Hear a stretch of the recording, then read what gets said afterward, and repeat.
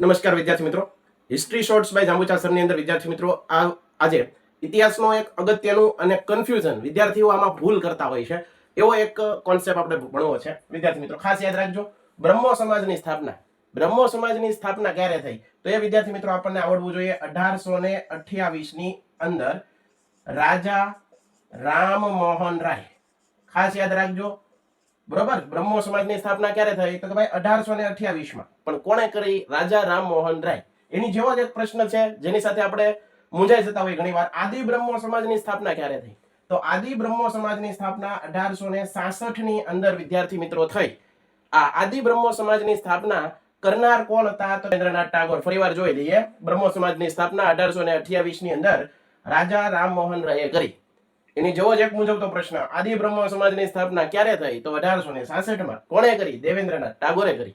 વિદ્યાર્થી મિત્રો એના જેવો જ એક બીજો પ્રશ્ન, ભારતીય બ્રહ્મો સમાજની સ્થાપના ક્યારે થઈ તો ભારતીય બ્રહ્મો સમાજની સ્થાપના પણ 1866 માં જ થાય છે અને એમાં નામ બદલાય જશે કેશવ ચંદ્ર સેન. આ કેશવ ચંદ્ર સેને આદિ ભારતીય બ્રહ્મો સમાજની સ્થાપના કરી. બરાબર. સાધારણ બ્રહ્મો સમાજની સ્થાપના અને એના પ્રમુખ કોણ હતા? સાધારણ બ્રહ્મો સમાજની સ્થાપના 1878 માં થાય છે અને એની સ્થાપના કોણ કરે છે તો આનંદ મોહન બોઝ. આનંદ મોહન બોઝ એની સ્થાપના કરે છે.